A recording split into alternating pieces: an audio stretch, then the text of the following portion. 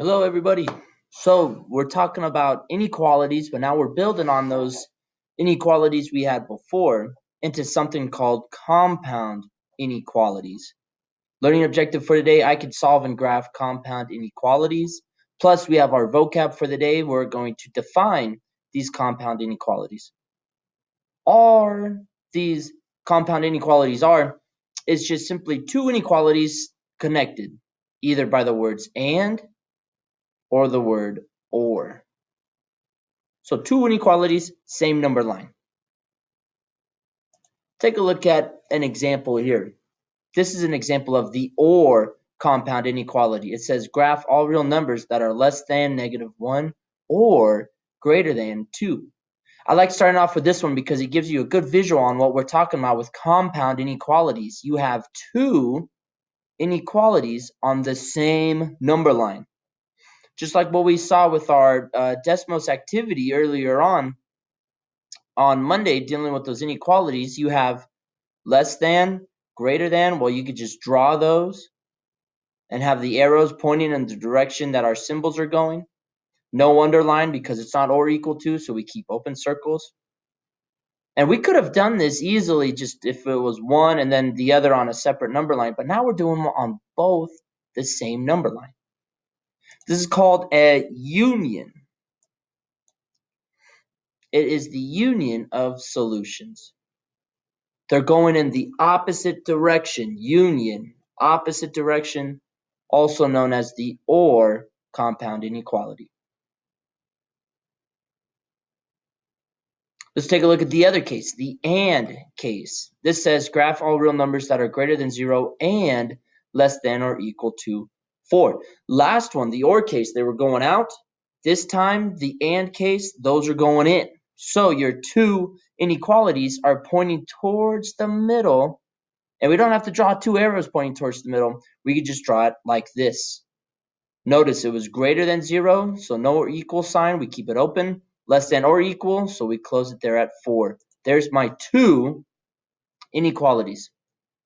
Notice how it's written. We don't have x is greater than 0 and x is less than 4. We put them together in one inequality statement with the two inequality symbols pointing towards the left. It's very, very crucial that you guys remember those inequalities go towards the left.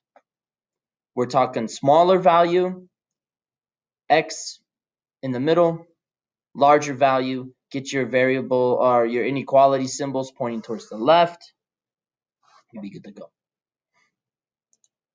And cases have that variable in between. It's known as the intersection of those individual solutions. So you got union, which is the or case, those are going out. You got the intersection, which is the and case, those are going in. Compound inequalities, that's what it's all about right there. Let's look at solving some of these.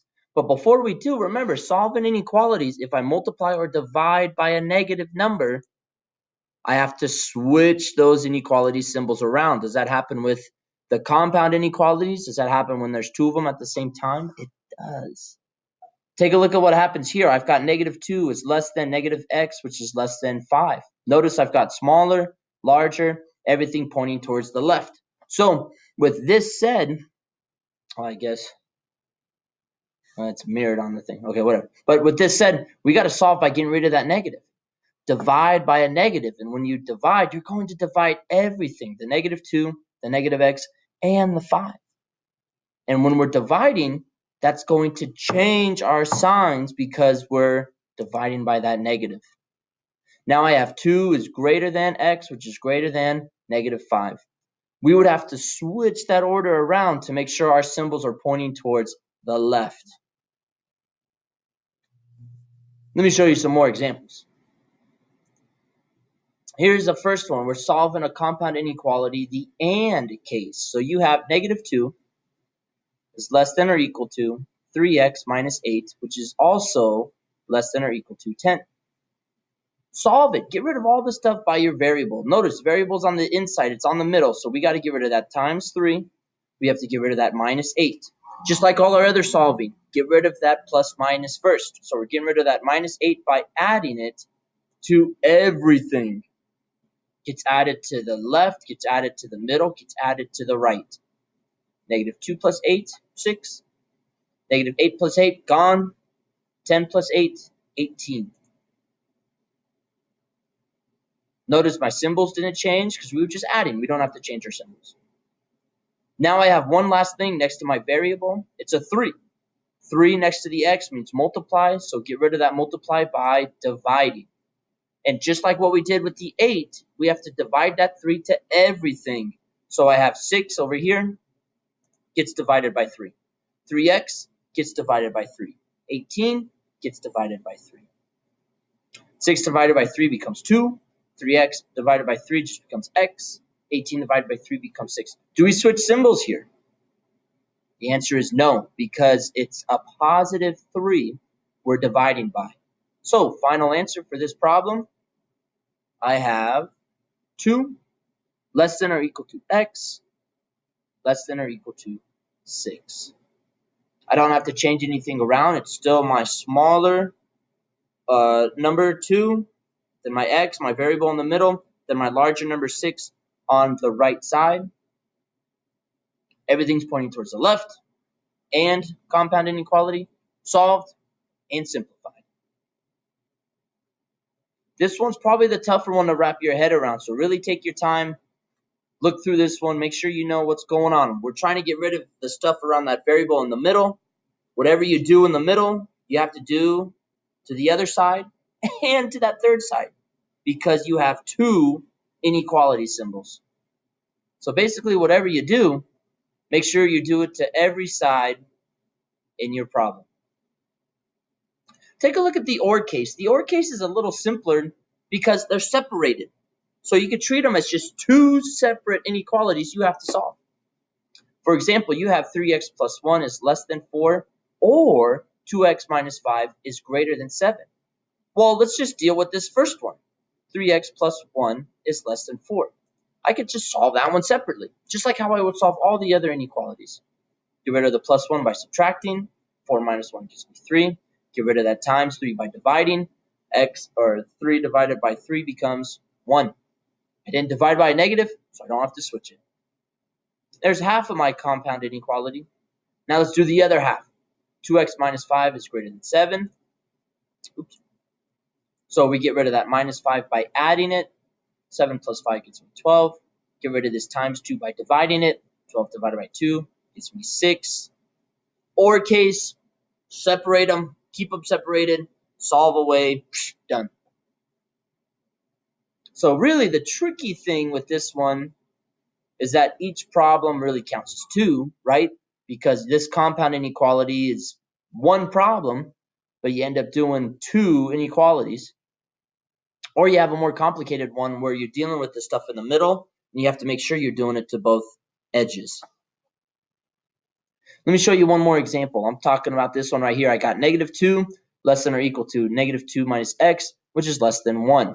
And compound inequality. This is our intersection case.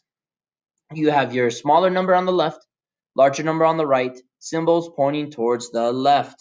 So, dealing with this stuff here, let's focus on where our x is. X is in the middle. I've got a negative 2 minus x. This means negative 1 times x minus 2. Let's get rid of that minus 2. Opposite of minus 2 is adding 2. Notice what happens. It gets added here to get rid of the 2, right?